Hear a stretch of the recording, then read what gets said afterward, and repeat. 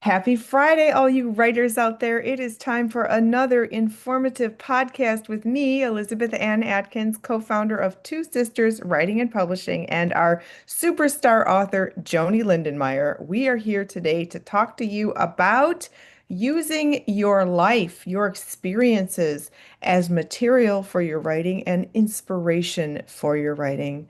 Welcome, Joanie. Hi, Elizabeth. Good to see you. How are you this beautiful July day?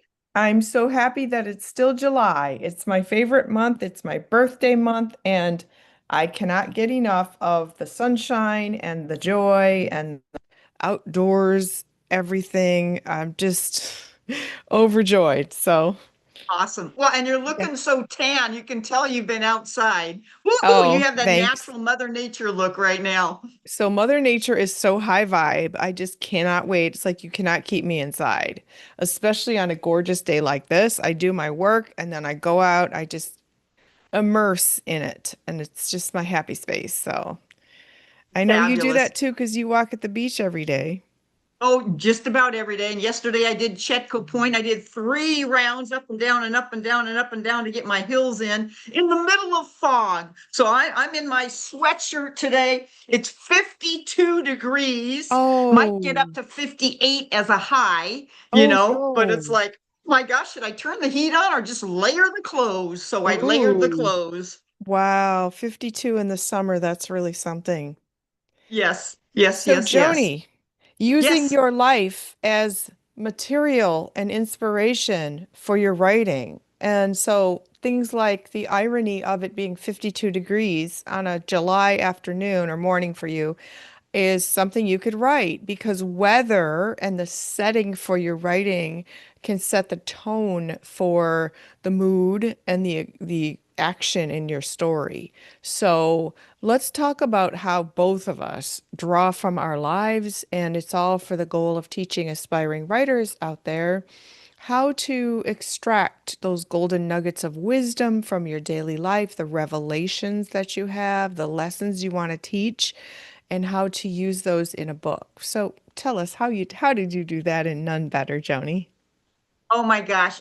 First off, congratulations on picking a topic that is so valuable to a book and Hmm. and it just to life. And so hats off to you on that. That was great to get your text on that this morning. Thanks, Um, Joni. I think, taking your book coaching class, whatever you call that, it's a book coaching program. Um, First off, kick me off with what do I write about? And you were like, Joni, your life. Your life is incredible. You need to write about your life and your life with Carol for 40 years. Hmm. And so, one of the suggestions you gave me, which hit home right away, was look at your pictures.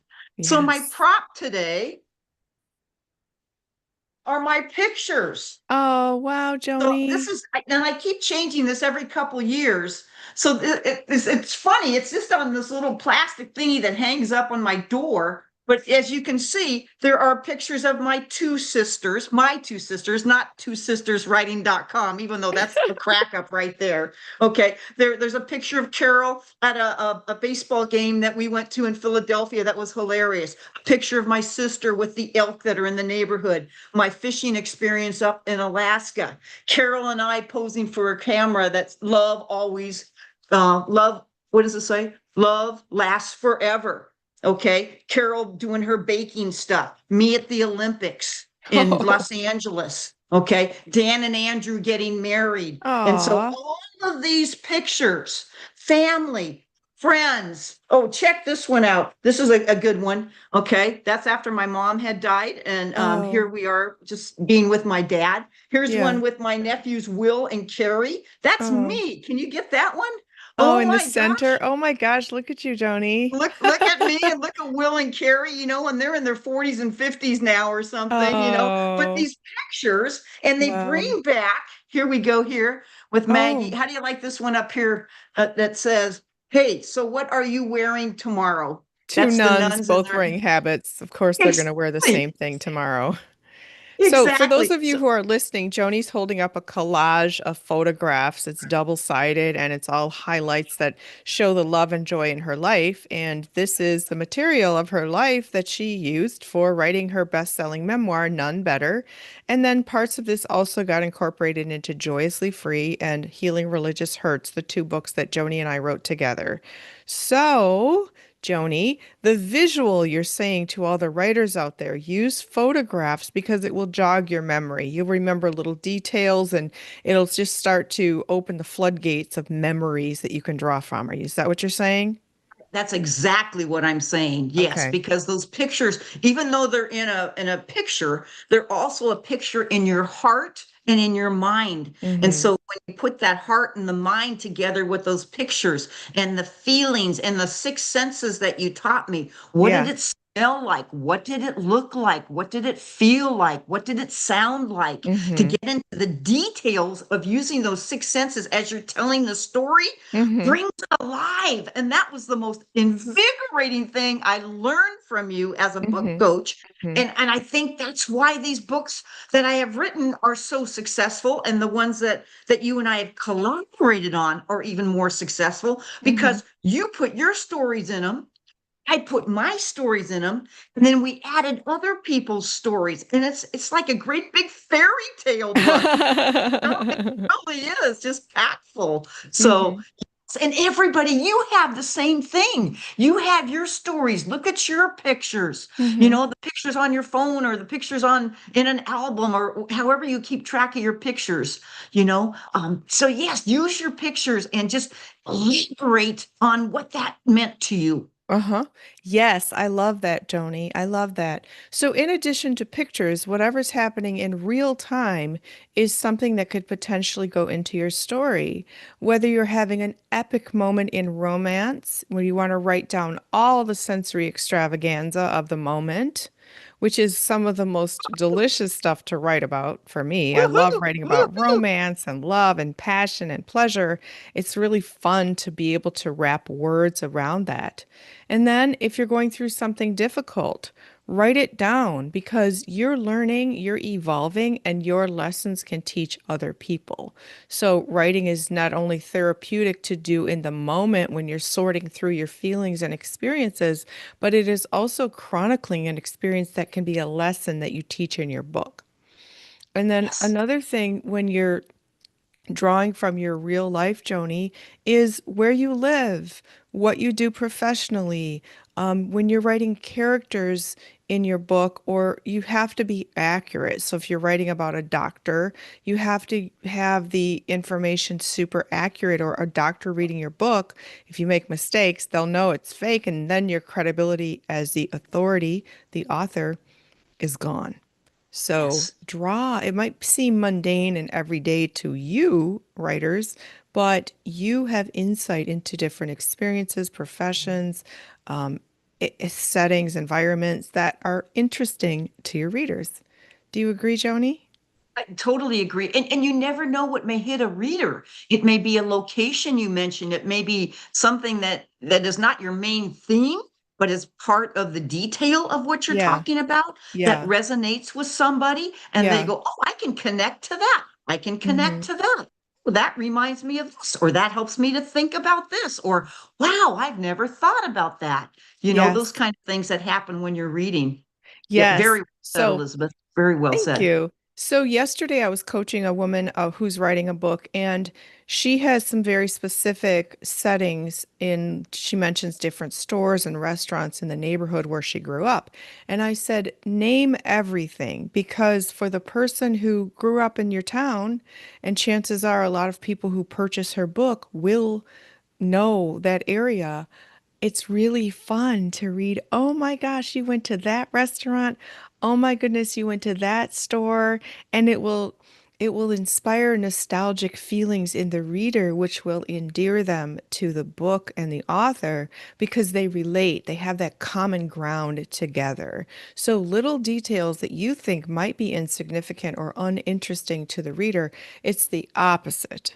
It is the opposite. The more details, the better, and the more you're going to appeal to people's emotions, which is the key to writing an excellent book. That is so cool. And that reminds me of something that happened the other day. Someone said, you know, Joni, I love that you actually named the name of your whistle when you coached.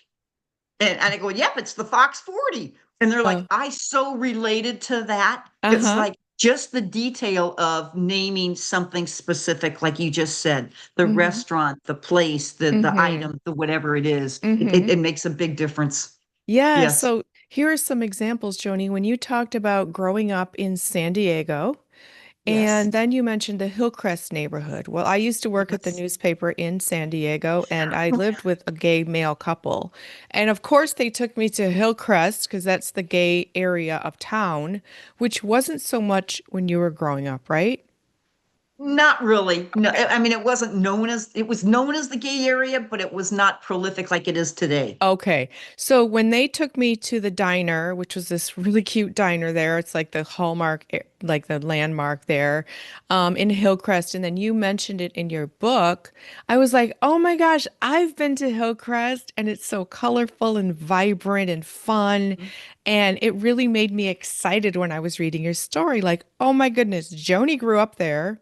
Yep. And I visited, I lived there. I used to go there all the time when I lived in San Diego. And we had that common ground, even though it was decades before we ever met. So that Correct. just creates a cool connection with us and for me reading your book. So, Right. writers out there, details. If you've been to Martha's Vineyard, if you've been to the Florida Keys, if you've been to a country, Croatia, whatever, write the details. Take us there. We've not been there.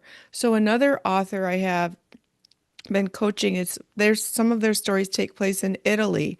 Well, I've never been to Italy. I want to go. Take me there in your storytelling. Mm. That was something in your life you experienced, and you can tell us in great detail what it's like to be in Italy at the particular restaurant, at the particular, home with the people. So those details are everything. Joni, Right. can you talk about, you did a great job writing about details. Tell the readers and I mean the writers what it's like to draw and make sure you're specific enough when you're using details. Well, I just think it's important to really, like you just said, paint the picture of what it was like. And to me, that created emotion. And so again, what did it feel like? What was going on in my mind and my heart during that event or that time or that bike ride in it or in a boat ride or walking down the street or whatever that is, what kind of street was, but those details created emotion for me. And that's what I have found was the fun part about writing, Elizabeth. It Mm, wasn't just like factual. There was a story, there was a theme, there was a lesson, there was inspiration, there was emotion that went with it. And I couldn't believe it, having never written a book before, and you taught me these little tips that are huge, that are uh-huh. just huge. And it was like my fingers would just start going. And then after I wrote, then we started the editing process. And it was like, oh yes, what else could I put in there? Or what could I less is more is something I learned from you. It's not about just bomb blasting everything out there, but really making it strong and firm in what you were saying with Hmm. less words.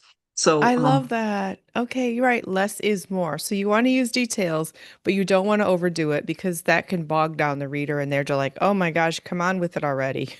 yep, Get yep. to You know, the and related action. to that, I remember, I think it was you. It could have been Catherine. I'm not sure, but I would, because it's my story, I kept saying Mm. meaning me. And it was like after I looked at that, going, I don't want all those I's in there. We Mm. could put it in a different form of a sentence Hmm. versus using that word I all the time. And I think Hmm. that made a big impact on all three of our books because we Hmm. all wrote our stories. And Hmm. they all knew, the readers know it's all coming from us. So we didn't have to repeat, I Hmm. did this, I said that, that kind of thing. Do you have any Hmm. comment on that one? Yes, and in the book coaching program I teach this. So you said it's about providing the point of view of the writer, you, without saying I all the time, and instead showing us what you see, hear, touch, taste, smell, and feel intuitively. So instead of saying, I walked into the room and I could see the sunshine streaming through the windows and I could hear the music playing, take out all the reference to the sense, the hearing and the seeing, and just describe it. The reader already knows it's your perspective, your point of view. So the room glowed with bright sunshine as the classical music created a very serene vibe. You're such a pro. You are such a pro. Thank Oh you. my gosh. And you do these free podcasts. We do them every Friday for all future writers. And we're not charging them for this. I mean, that's $1 million right there. Oh my gosh. Thanks, Joni. Thank you. It Great really works. example. It just takes away the clunkiness of the writing and it just looks super amateur when you're always saying, I could hear, I could see. Ugh. And Mm-hmm. don't get me Mm-hmm. started on passive verbs. The sunshine could be seen streaming into the window. If you want to make me scream, write that sentence. If you And want what to, would be the instead, alternative to that, Elizabeth? when you have passive verbs like could be seen, it's not wrong. It's just boring as a word that I'm not going to say. Okay. So how would you replace that? How would you do it? Yeah, instead of saying the sunshine could be seen streaming into the room, that's an indication that you need a stronger verb. So you say the sunshine streamed in the living room or into the living room. So you use a better verb, and verbs are exciting, verbs are energetic, verbs add action, verbs add energy to the writing. Right So, on. Right yeah, on. yeah, yeah. That's cool. And if you're coming from my background, not an English background, which is what's the difference between a verb and an adverb and a this and a that, in terms of the English grammar, Oh, right. this is where the book coach again comes in handy and you learn these little tips, you Mm-hmm. know.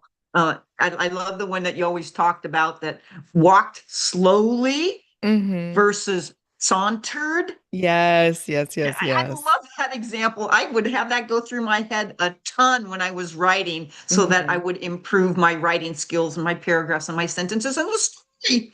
Yes, yes, yes, yes, absolutely. And so there is a thesaurus online. I used to use the big old thick book years ago, but now it's all online. You can also, if you use ChatGPT, it can be an excellent resource for, type in, give me alternative words for sleepy. Give me other words for excited. So you're not using the same adjectives over and over and over. And to get back to our message today of using your life as material inspiration, all of this applies because you want to use that material and inspiration, but you want to write it in a way that's the most engaging for the reader. Exactly. Hmm. Exactly. Oh, so well. Yep, yep, yep, for sure. For Thank sure, for you. sure. Thank And you. and that was something that it was wonderful to use because when your brain is all of a sudden going, "Oh, I know there's other words for that. What could I use?" It's Hmm. nice to have another resource. Hmm. Totally. Mm-hmm. Yes, yes, yes, Mm-hmm. yes. So Mm-hmm. the key also, Joni, is to write things in real time as you're experiencing them. So journal Oh. about it. I mean, obviously, if Mhm. you're writing your memoir and you need to remember things from 20, 30, 40 years ago, you might have to rely on your memory if you did not write a journal or keep a diary or chronicle in any way. However, as things are happening to you now and okay, someday when I write my book or if I'm writing my book now, I need to write this down because we'll forget all the little details that make the writing and the storytelling so good.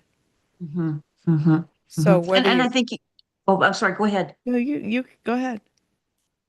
You hit the point, you hit the nail on the head again with journaling or diary, because that will bring back and you can use those parts from your journal, from your diary in your writings. Hmm. Hmm. It's Yes. so wild. I do that every day, all day. I journal in the morning, I journal before bed, I journal during the day. And I looked at one of my journal files on my computer, and in just a couple months, I had written 250 pages.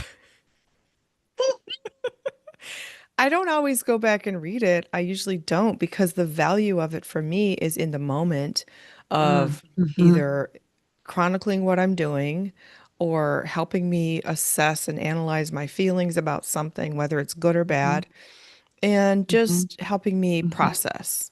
And then I mhm, also write down creative ideas that are happening, which for mhm. some reason the energy of this summer and the celestial arrangement of all the stars right now is just so potent for creativity. Like last my birthday weekend, Mhm. I spent hours and hours and hours creating, writing, content creation, posting, getting things ready. I launched my Goddess Power retreat, and it's just Oh, been really exciting. So you can go to the goddesspowershow.com to learn more about the retreat, the Goddess oh, Power good. retreat in October. It's going to be at a beautiful vineyard in Southern Oregon, and writing will be an important part of all the things we do, Joni, because Nice. my you read my Goddess Power book and you saw there are Yes. writing prompts in there to help you analyze, explore yourself, which is really important. And all of that again can be used for a book that you write, Mhm, either a mhm. memoir or a self-help book or whatever it is that you're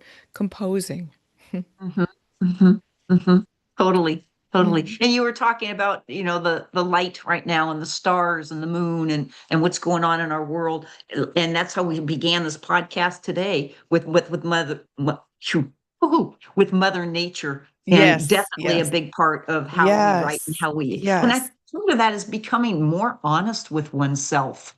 Honestly, Mm. I do. I think when you're in tune with Mother Nature, there's no facade, there's no fakeness. It is what it is. And that's true for us as people, that the more honest we are when we write, um, and use our life experiences honestly, truthfully, then and it becomes better. Mm-hmm. Oh, you have to be truthful when you write because the reader will know if you're faking it or exaggerating or sugarcoating something. And the best writing is raw and real. Mm-hmm. It's Mm-hmm. raw and real, and you expose yourself, and that's what has the best impact for the reader.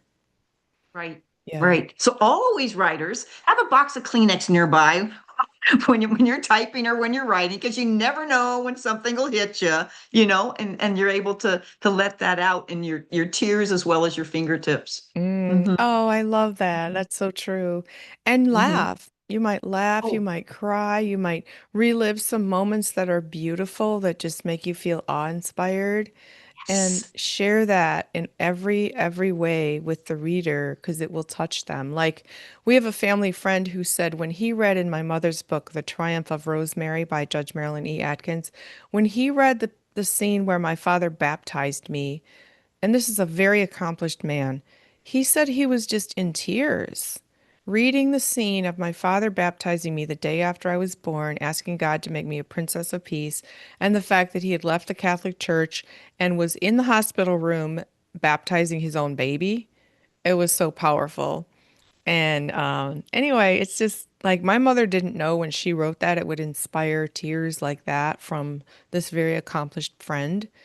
But just you have to write it real, raw, and in detail with all the emotion and just and that's that the reader, that person will never forget. When I read that book, I was crying over that scene. It really touches And I them. have to tell you, oh my gollies, I can't believe this, the serendipitous. That is one of my favorite parts of the book. I have read that and reread that scene over and over, and I am literally Oh, there. I felt like I was almost even holding you or being an angel there watching your dad bless you. It was like, oh my gosh, I'm not kidding. oh, It hit my heart so deeply. It was beautiful. thank you, Joni. Thank Yeah. you. Oh, Wow. well, and that was the same thing when I wrote The Rose Garden, the last chapter in Yes. None Better. It was that Yes. same kind of thing. Right. Joni. Wow. So all of you writers out there, when I edited Joni's book, None Better, and the Rose Garden chapter is at the end,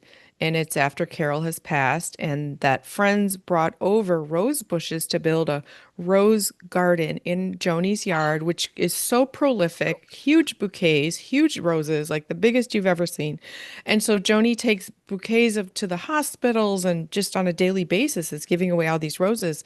But the way she wrote that chapter, I still get goosebumps thinking about it. It Oh, made me cry. It was so beautiful. And she wrote it in a way where it's an invitation and you can't really tell if it's like celestial invitation or like physical, but it was so enchanting to me. And Joni, so Aw, you just said that what we're describing applies and it affected me so much. I love that scene so much in that book.